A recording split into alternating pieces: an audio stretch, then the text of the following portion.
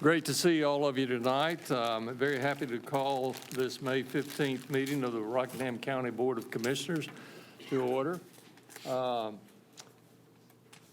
If you do have noise-making devices like telephones and the like that need to be silenced, you could do that at this time. Very happy to invite Pastor Brad Mills to the front, and he will be delivering our invocation. And after that, Commissioner Hall will be introducing the folks that are going to have our Pledge of Allegiance. So if you would stand now for the invocation and remain standing for the pledge. Let us pray.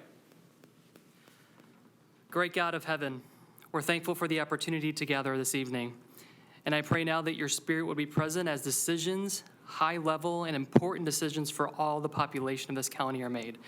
I pray that you would guide, that you would give discernment and wisdom. And we pray this in the name of Jesus. Amen. Well, folks, tonight we are honored to have the Dunn family here. And we have Sapphire. She's 8 years old. She goes to Wentworth Elementary. She's in the 2nd grade. She loves specials and learning, and she's a cheerleader for football. Also, we have her older sister, Riley, who is 9 years old and is in 4th grade at Wentworth Elementary. She loves riding go-karts and four-wheelers, and they love reading. Ladies, if you'll come forward with the microphone and lead us in the Pledge of Allegiance. Folks, if you'll face the flag and render the appropriate response.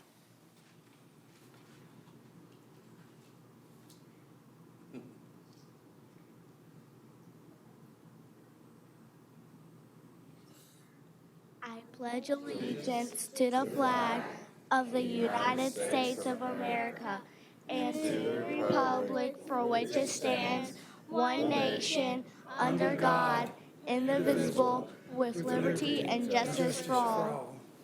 Thank you, ladies.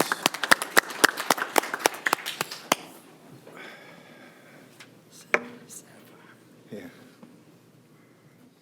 Well, that's a good start, don't you think? Thank you all for participating in that. Our first order of business here under item 4 is approval of the agenda. Gentlemen, you've had the agenda for 10 or 12 days now. Are there any adjustments or a motion to approve the agenda as presented? Second. Moved and second. Further discussion here? None. All in favor indicate by the sound of aye. Aye. You've also had the consent agenda, and for those of you not familiar with the consent agenda, this is items that are generally of a non-controversial nature and are covered within your agenda program here. If you do have questions about them, I would refer you to our county manager, Lance Metzler, who will be happy to answer those. In consideration of having reviewed the consent agenda, do we have a motion to approve or adjust? Motion approved. Motion made. Second. And seconded. Further discussion here? None. All in favor indicate by the sound of aye. Aye. Motion passes. For public comment tonight, we have a number of folks. We're going to start with Hunter Martin. If you come forward, and as you're coming forward, we're going to ask our county manager we have kind of some rules of engagement. So, Mr. Metzler. Yes, sir. The public comment period shall be for the purpose of allowing members of the public to present any matter pertaining to county business or items on the Board of Commissioners' agenda. Remarks shall be addressed directly to the Board of Commissioners, not to the staff, the audience, or media. The chairperson shall open the public comment period. Any speaker who wishes to speak shall approach the podium and not speak from his or her seat. Each speaker shall clearly state his or her name and physical address when he or she approaches the podium. Each citizen shall be allotted 3 minutes. Citizens will be allowed to yield their time on a specific topic by utilizing one more attendee's time. This will be no more than 6 minutes. Your time will be displayed on the monitor in front of you. The clock will start with 3 minutes and unless yielded time to 6 minutes. You will hear a beep at 1 minute to alert you to wrap up your comments. If you already yield your time or time is yielded to you, then please let the chairman know in advance. Speakers will not be allowed to campaign for public office, promote private business ventures, or use language of a personal nature which insults or demeans any person or which, when directed at a public official, is not related to his or her official duties. The Board of Commissioners may accept written comments in lieu of oral statements. Written statements can be delivered to the county manager's office. Mr. Chair. Thank you, Mr. Manager. Hunter, I have a suspicion you're not either political or offensive tonight, so we welcome your comments. I live at 4341 Ellisboro Road, and that's in Stokesdale. And tonight I'd like to talk to you guys about the Rocket Top apprenticeship program and why it's a great program for our students here in Rockingham County. I actually was a part of this program, and I started in 2018 right out of high school. So right after my senior year, I graduated high school and was able to go to work. And while I was going to work at a company in Guilford County, although there's plenty of companies right here in Rockingham County who are enrolled in this program, they were paying for my tuition, and it's one of the only, or I think the only youth apprenticeship program in the state that pays you while you're sitting in class as well. So, I mean, it's a total win-win for the students. These are great careers in advanced manufacturing that, pay really well after you're done with the program. They have great job security. All of the companies that are within are vetted in a way that make sure that they're, are providing opportunities for the students coming into the program to excel and to overachieve, to walk into management positions, to make great money, again, have great job security. So I guess it's an awesome program, and if there's anything, we could do to, I guess, grow the program so that we can get more students enrolled into the program, it would be awesome. It's made a huge difference in my life. I would say, I mean, even at this point, it's made a difference in, my future kids' lives and their future kids' lives. So it's a great program, and I'd like to welcome any questions you guys have about it. Where would you hope to go from here, Hunter? So for me, I graduated the program, like I said, in 2022, and my employer has actually agreed to continue to pay for my education. So I graduated with my associate's degree. Again, it takes a little bit longer because you're doing this, you're working 40 hours a week and going to school.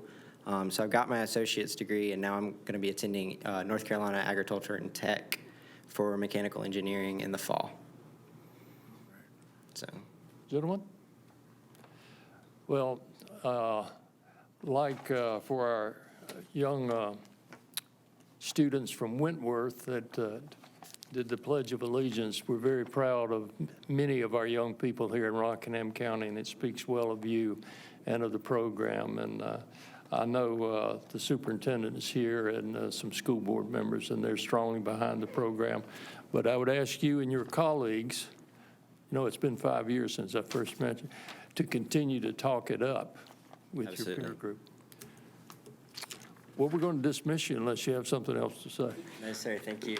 Thank y'all you. for your time. Rebecca Isley of the famous Isley family. Infamous. I'm glad you didn't say that. Hey, good evening. I'm here to speak tonight in support of the school board's proposed budget. I'm speaking as a citizen of the community. I'm a parent of alumni of the school system, and I'm a current teacher in Rockingham County Schools. And so I kind of come to this from the point of a good question is, what do our school needs? And very simply, when I'm asked that question, I say people. We need good quality people. We need to recruit them, retain them, and support them as they're doing their instruction. We want to help them do what they're called to do, and that's pour into the students that are the future of our community.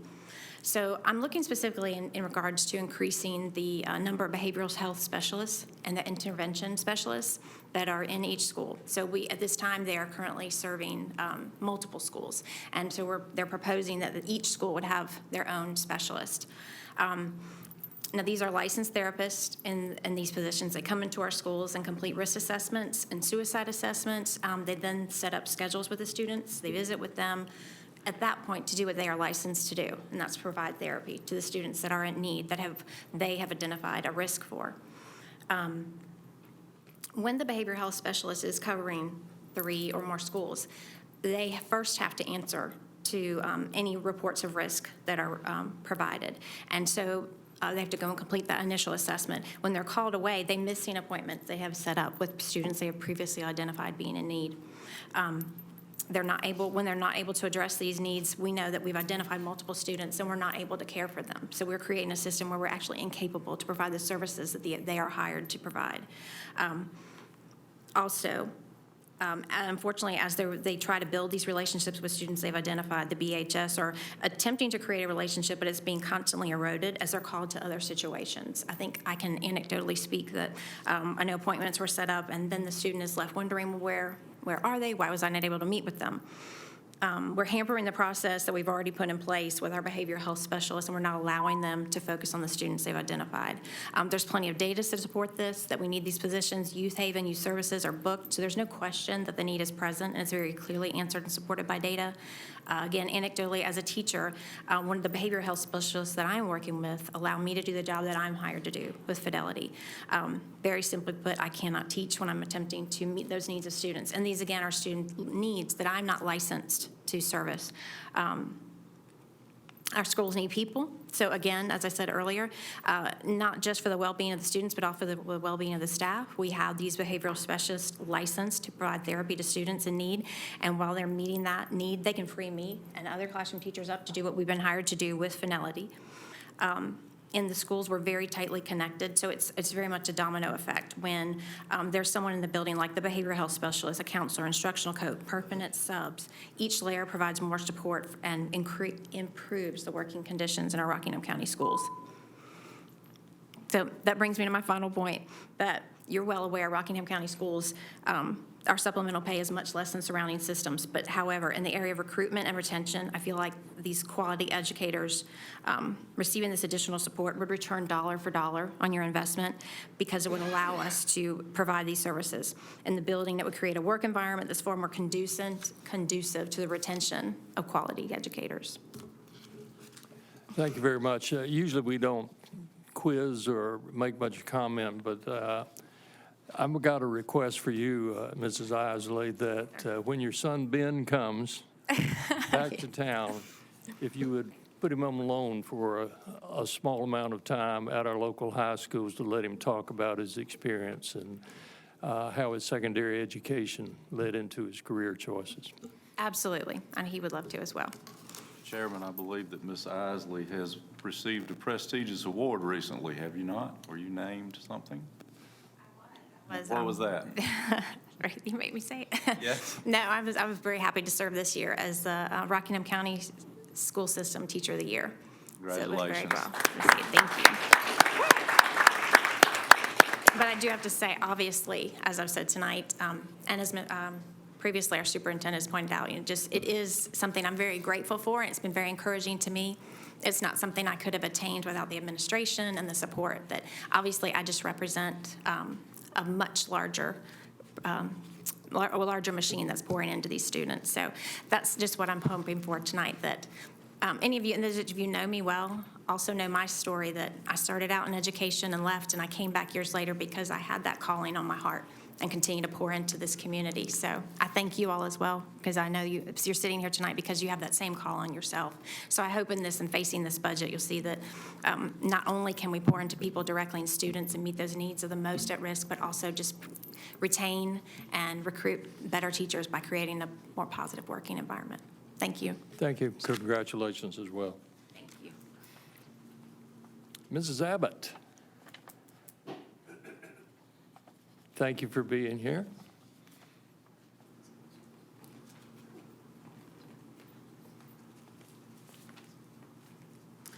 My name is Valencia Abbott. My address is 1013 Rosemount Drive in Reidsville. I hope everyone here has heard that Rockingham County has been awarded 2 historical markers for the United States Supreme Court case of Griggs versus Duke Power Company. This case, with its Rockingham County origins, was when in 1966, 14 African-American employees of the Duke Power Steam Station in Draper filed a complaint with the EEOC. This was 2 years before the assassination of Martin Luther King Jr. and 11 years after the murder of Emmett Till. So this is to put this courageous act of these 13 plaintiffs. James Martin would get a promotion in context. So it was more than signing a note and placing it at the supervisor's desk. The Civil Rights Trail marker will be located at the morgue, and the state historical marker will be between the hospital and the library in Eden. The Civil Rights Trail marker dedication ceremony is scheduled for August 1st, and the state historical marker is planned in October. For generations, people in North Carolina have used spaces and places to organize, strategize, and protest to advance the civil rights of people of color, especially African Americans. Through the work of the North Carolina African American Heritage Commission, it is to promote this history across the state by physically marking sites critical to the civil rights movement in North Carolina. There will be only 50 markers, and Rockingham County will be one of them. This will bring attention to us as a tourist and educational destination. It has already begun. In June, I will be meeting with a historian from Georgetown University during her 2-week stay in the Piedmont to gain more information about the Griggs versus Duke Power Company case. This case is a continued legacy that opened workplace nationwide and removed barriers for African Americans, women, and other groups. It is a growing legacy that will rightly place this undertold narrative of the stories of the civil rights movement between the histories of Brown versus the Board of Education and Swan versus Charlotte Mecklenburg, which is the case that defines school desegregation. I want to add that of the 25 or so historical markers, North Carolina State Highway historical markers, only 2 represents people of color. We need to acknowledge the history of all of us, and this is a small step to that end. Well, thank you very much, Mrs. Abbott. And one of those 2 is right down the road for Mr. Settle. So thank you very much.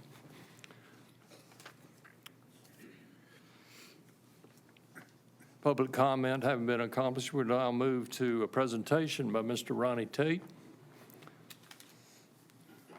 who is our Director of Engineering and Public Utilities. Good evening, gentlemen. I have a sort of a brief 6-month update for what's going on at the landfill. As you might remember, on October 1st of 2022, while recycling began the operations at the landfill, taking over the daily operations there.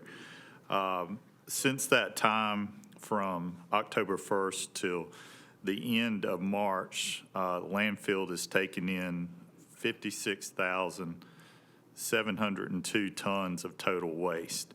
That equates to about 394 tons per day, and it's just a slight increase of 3,086 tons over the same exact period from the last year.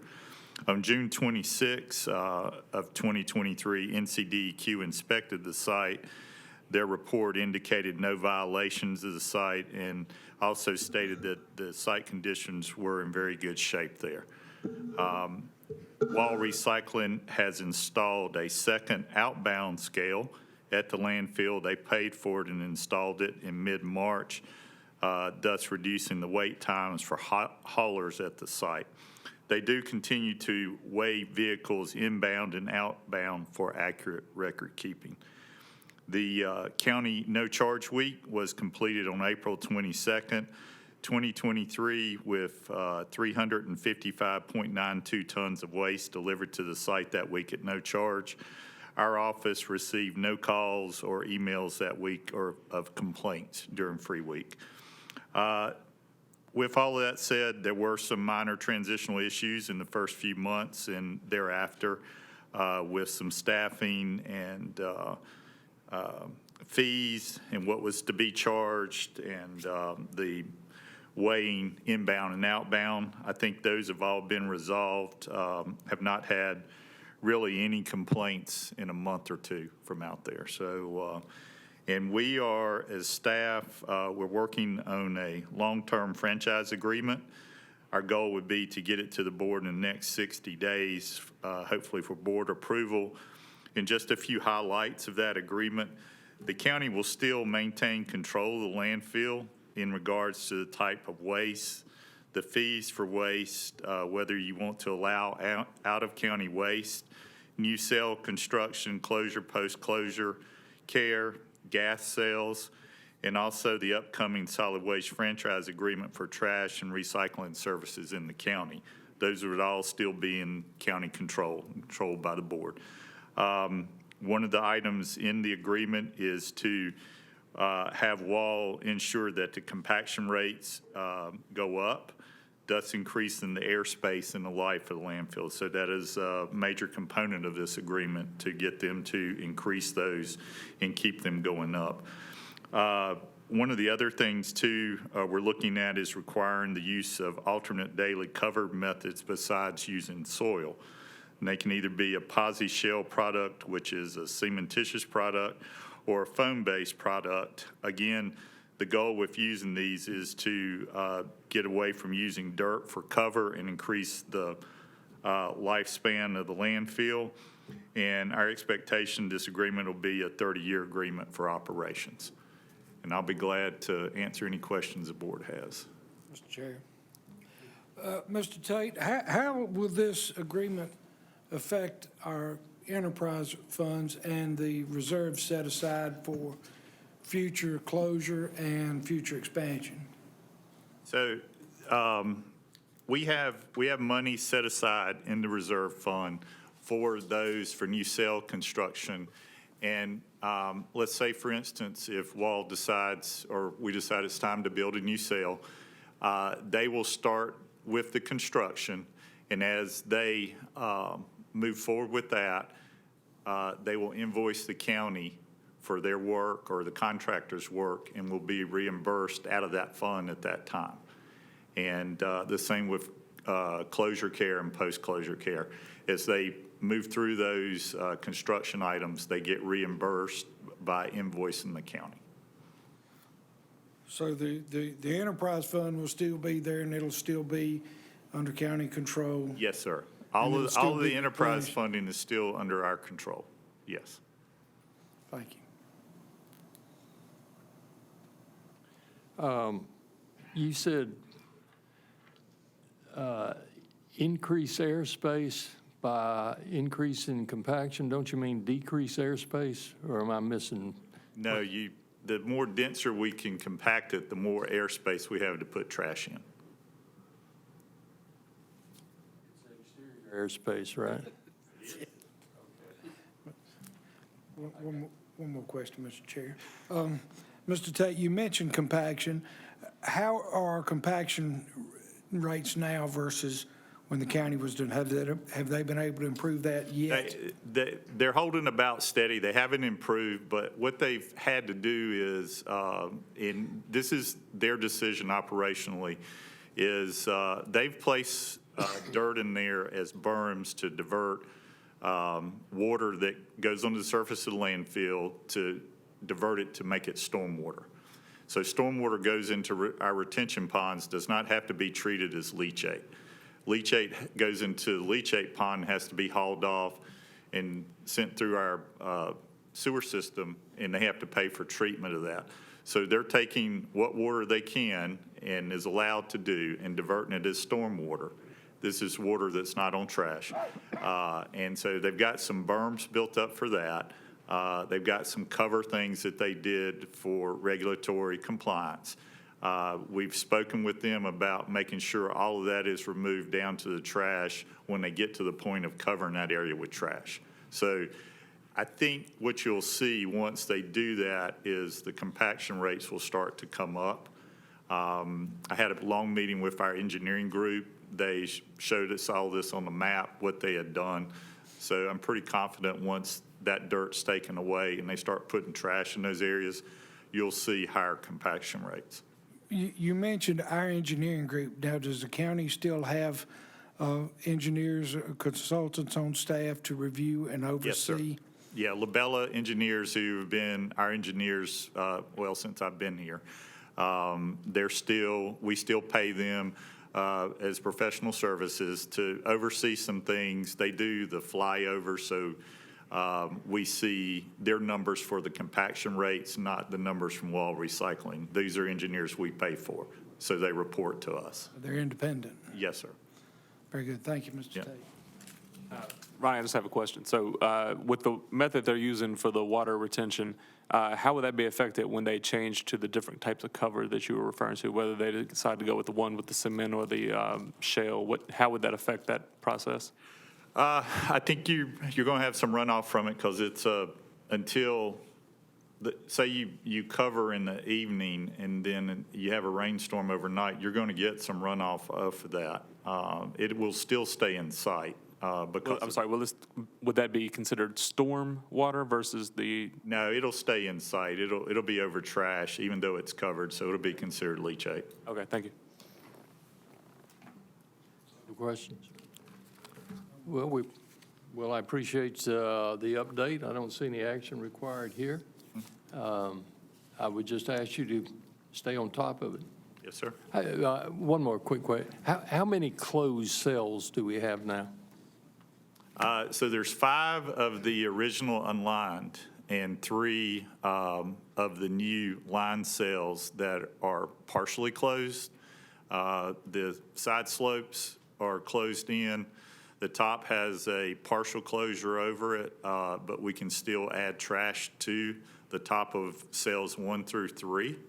And at some point, they will go in and excavate that partial cover off and put more trash in it. But as I've told people before, up at the top now, it's real narrow and very challenging to get vehicles up there. So I think as they work eastward with the cells, they'll have a better way to get a road up there and have more operational room for equipment.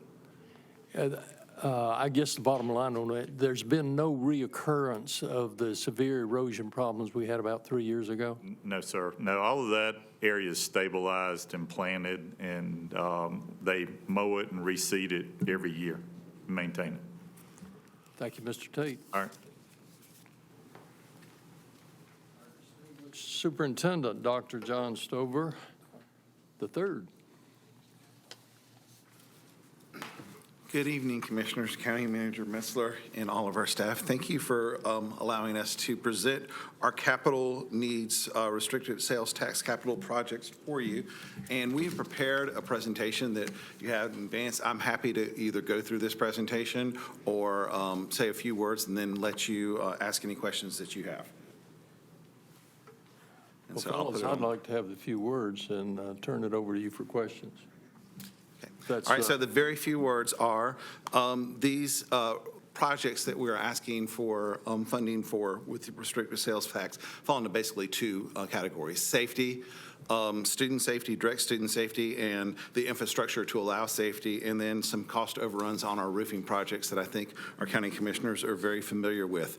Some good news, and this is an ongoing project, is that through the work of our dedicated maintenance department, and Mr. Rohr is here with us, and Ms. Young, who is Assistant Superintendent of Operations, the requests that we gave you are actually going to be $61,500 less. Our maintenance were able to do some work at Stoneville that lowered the cost overruns, and I think the same thing at Moorhead as well. So it'll be $61,500 less, and we've notated that in a PowerPoint that we've presented to you. And I would be a really bad superintendent remiss if I didn't tell Sapphire and Riley what a great job they did with the Pledge of Allegiance. And I was lucky enough to actually tour MSI with Hunter. We went to go see how it worked, and he's just a great ambassador for Rock and Top and just a great tour guide as well. So I'm very proud to see them. And I think those are the big questions, the big presentation I have. I can go through any of the slides. It's kind of like a little bit of a show and tell. We've tried to give you some pictures of what it would look like or what some of the things that we're asking for. Okay, I might remind my colleagues, we're looking at the restricted sales tax projects that you've had data on, and I would open it to questions from the board.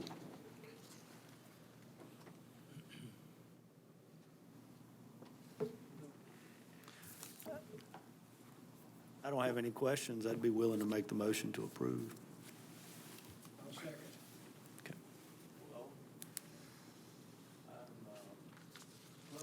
Surprise, Dr. Stover. We have a motion and a second regarding the presentation on the restricted sales tax project.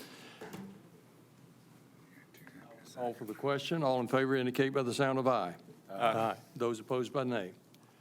Thank you very much. We know there's a lot more to come, but this is a really good start. And I do think our folks up here have been appropriately critical, and you've got things under control. Accountability is always a good thing. I don't shy away from it. Thank you guys so much. Thank you for your ongoing support of our schools. We really appreciate it, and we don't take it for granted. You want to talk about money as well? Some good, some bad. Some will be happy, some might not, but You did note the rather terse comments of the good doctor there, did you? that I did. Okay. You can use this. How about that? Okay. Derek, where do I click it? Aim it down here? No, you should just be able to click it. Okay, cool. All right. Mr. Chair, Commissioners, thank you for allowing me to present the fiscal year 23-24 recommended budget. I would be remiss without thanking our team. Derek, this is his first year doing the budget. He has done a fantastic job. He has really learned the ropes very quickly. He was kind of thrown into the fire, but with the help of Pat Galloway, Justin Thacker, and Olivia, our fellow, he's done a great job, so I really appreciate that, the hard work and the effort.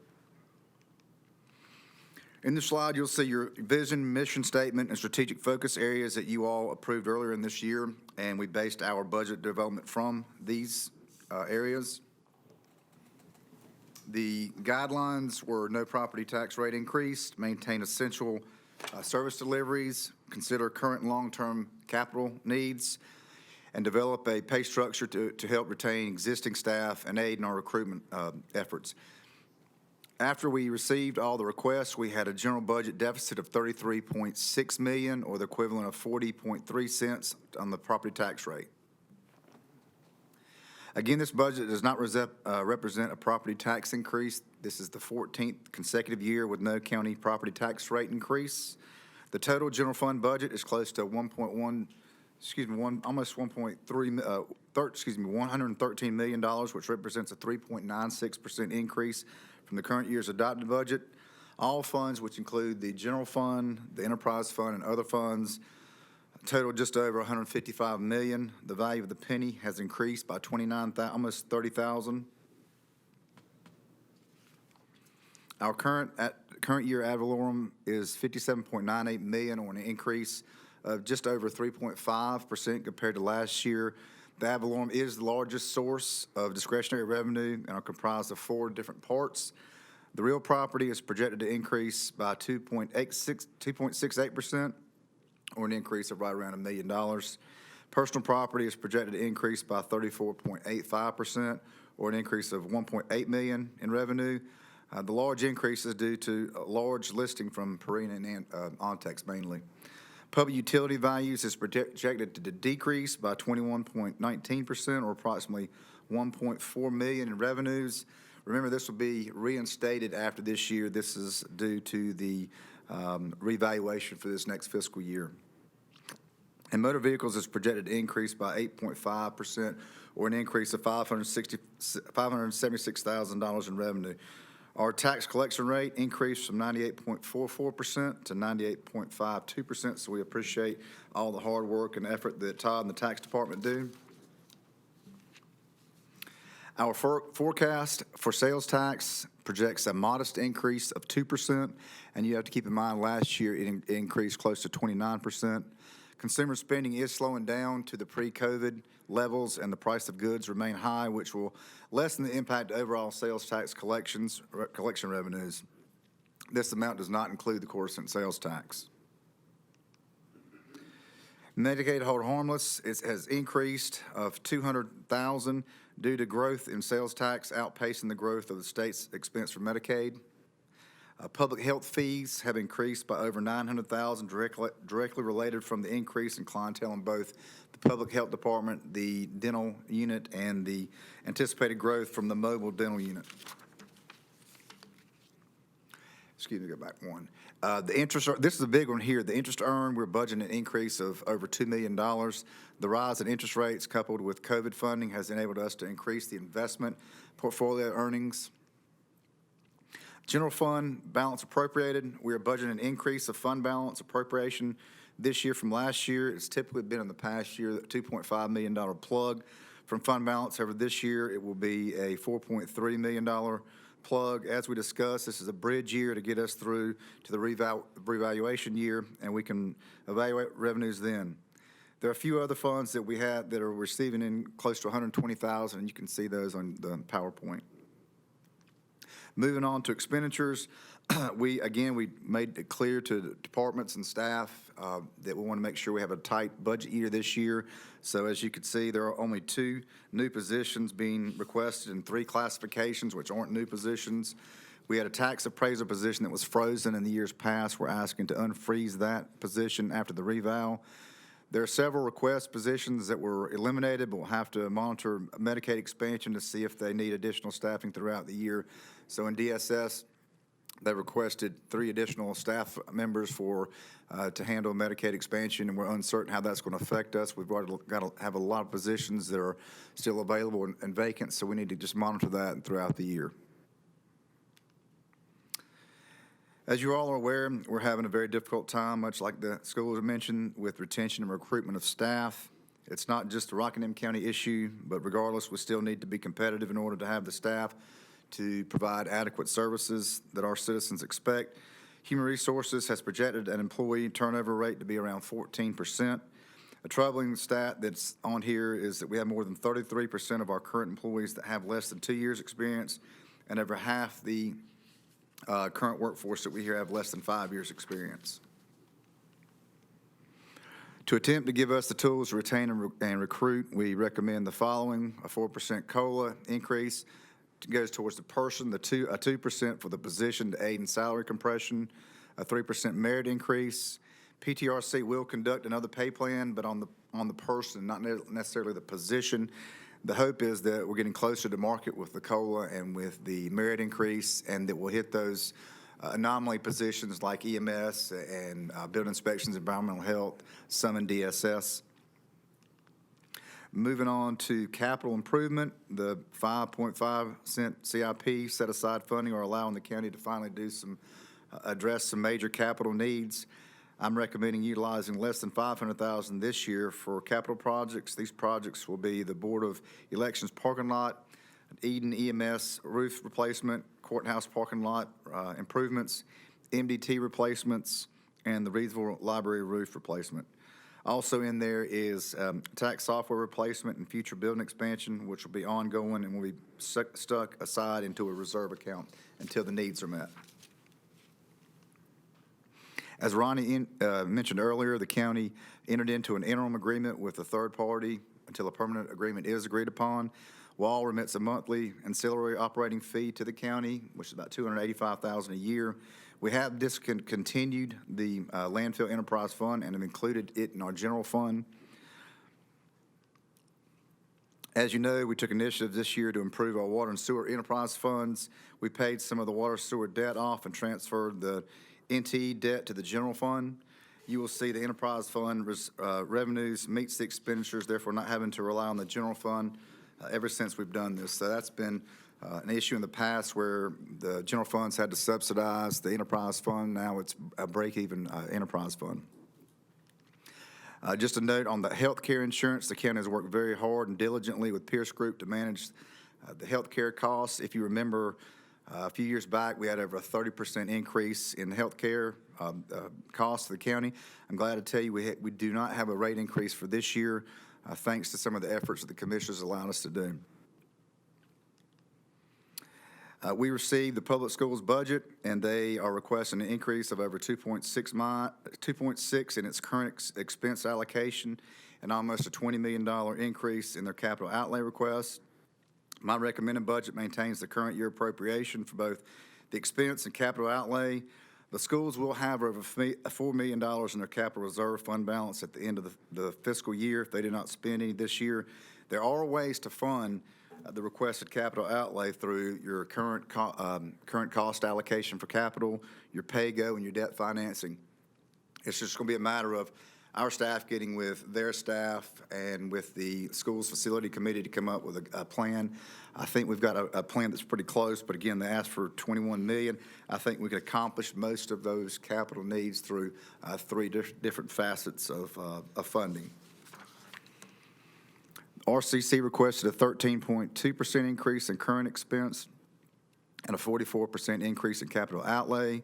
The recommended budget maintains the current year appropriation and recommends a small increase in capital outlay funding, and that's simply because the debt service for the science lab are decreasing. The 1.16 million in quarter-cent sales tax is transferred to RCC, and this does not include the amount for the Workforce Development Center.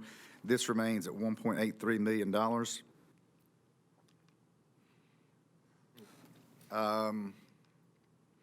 The county issued $21.16 million in debt to construct the new Workforce Development Center on May 5th of 2022.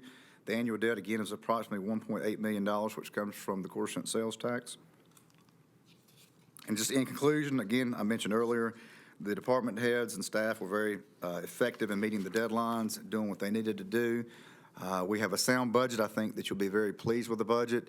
There's not a whole lot of frills in the budget. It's just a basic budget for this year. Again, we're going through a revow next year. The next steps, the board and staff will have a budget work session on May 26th, starting at 1 p.m. in the Commissioners' Room, and a public hearing will be held on June the 5th. Again, thank you for allowing me to present my recommended budget. Look forward to our work session on May 26th. No actions required. Questions, gentlemen? Mr. Chair. Go ahead. Lance, if you could answer one thing for me. I was studying the budget over the weekend, so probably like everybody else that worked on this, my brain is fried. On the PowerPoint, I didn't see the percentage as increased for the recommendation for the schools. Could you, it had the whole number in here, but just for the public's knowledge, could you tell me what the percent increase was for the capital request for the county school and also for the operational? Schools, hold on one second. I don't have the percentage on here. I just have the dollar amount. Was that? Commissioner Something I Barrett, read over the weekend, but I can't. about the 23.5 million increase request, Yes, I was wondering what that percent increase was from last year's budget. I just calculated that would be a 28.17 cent increase on our tax rate. That's correct. I've got that information somewhere. It's in the budget message. I just don't have it in front of me. Okay, that's all right. Thank I you. can get with you later on that. That was all. Thank you, Mr. Chair. I probably know this, but I'm going to ask anyhow. I'm interested in how much remaining COVID money do we have, and how much of our opioid fund money do we have? With opioid funds, we have around $8 million as far as the COVID funds. I can't tell you because we've got a capital fund set aside, and that's for water and sewer projects. That combined with some funding from the state is a total amount, and I can't recall exactly how much we have right now. Those opioid funds are over how many years? 18 years. 18 years. Other questions? Hearing none. I'd like to thank you for your presentation and share our thanks with all the department heads, Todd and Pat, and just a supreme effort. I think if you got paid by the weight of the budget, that you'd be independently wealthy. Yes, sir, and the trees. But yes, it will be online as well. Thank you. You have other new business? Then we will ask Commissioner Barrow if he has comments. Thank you, Mr. Chair. I just wanted to make everybody aware of some great events that we have going on this weekend in the county. On May the 19th from 5 to 7 in Eden at Freedom Park, Purina will be having the grand opening for their Purina Bark Park, and they've redone the dog park there in Eden. So if anybody wants to bring the dogs out, I'm sure it'll be a great time. On May the 20th, the JC Park, Reedsville Luckies have the season opening, so if you want to catch a ball game, that's a great thing to do on Saturday. And then also on May the 20th, downtown Madison from 12 to 7, there's the Kegs and Corks, which will help raise money for the Barry O. Joyce Cancer Foundation. So that's, we just want to encourage everybody to get out and help support the county this weekend. Thank you. Thank you, Commissioner. Mr. Berger. Thank everyone for coming out tonight, and that's all. Powell. I too would like to thank you for coming out, but I want to make you aware of an event that I've been talking about with the Hunting Advisory Commission or Committee here at the county. On June the 24th, we'll be doing a tubing event for school kids, grades 4 through 10. That will start at River Park in Madison. We'll be feeding them at 11. Check-in will be at 10, and they'll go 10, and we'll feed them at 11, and then we'll put them on the river at 12. So we've got, the Sheriff's Department's involved with this, EMS is involved with this, Madison Rescue will be involved with this, Wildlife is very involved with this, and of course our committee members are involved with this too. So it's going to be a great day. It's free of charge. We do need some chaperones, so if you'd like to be a part of that, go out to our website. The application for your children's on there. And I think there's an application for chaperone as well on there. If it's not, we will have that put on there also. But I know that we started on Thursday of last week, I think, advertising this. We'll be getting flyers and information to the school system. We would appreciate you distributing that to the children. We're looking for a big day in Rockingham County to explore some of our greatest natural resources, and that's the rivers that we have here. Thank you. Thank you, Commissioner Powell. Commissioner Hall. Thank you, Mr. Chair. I'd like to thank the elected officials in attendance tonight. Boy, we have a plethora. We appreciate the sheriff for being here and his staff. We appreciate the school board members. We have elected Paula Rakestraw. We have Philip Butler. We have Vicki Alston. We also have, of course, our superintendent, Dr. Stover, and the assistant superintendent, Ms. Young. Thank you guys for being here. As well as we have a former school board member, Ms. Ophelia Wright is here, and she is currently serving on our Board of Elections, so thank you for being here. Thank you, Ms. Isley, our Teacher of the Year for Rockingham County. We appreciate you being here tonight. I also especially want to thank Representative Pirtle and Senator Phil Berger for being in attendance tonight. We appreciate you guys coming in. And with that, Mr. Chair, that's all I've got. Thank you, folks. Yeah, but before I let Mrs. Isley leave, just a quick question. Do you know about the availability of those specialists that you mentioned in your presentation? If and when we have the money, are there people to hire? Oh, if and when, you mean how many, like, potentially available to be hired? To be hired. I'm sure they are out there to be hired, but just like other counties, I know right now as we're at my own school that we're interviewing for new teachers. So there are new teachers out there as well, but just like other counties, we're trying to scoop them up. So I think that's what I was alluding to, saying creating that welcoming working environment would allow them. We do have current positions open in that area. So they are out there, yes. We just have to lure them to our counties and our rivers. I should have asked the superintendent while he was here there. I'd like to also thank again our volunteer force from Wentworth with our Pledge of Allegiance, and also Reverend Mills. And once again, I'd like to recognize all the many volunteers we have throughout the county with various charities. The Barry Joyce charity is one that's particularly close to me, and a strong advocate. And thanks to all of you for your time. I believe, gentlemen, that we're planning on a closed session, so if there's no further business here, I would accept a motion in regards to the closed session.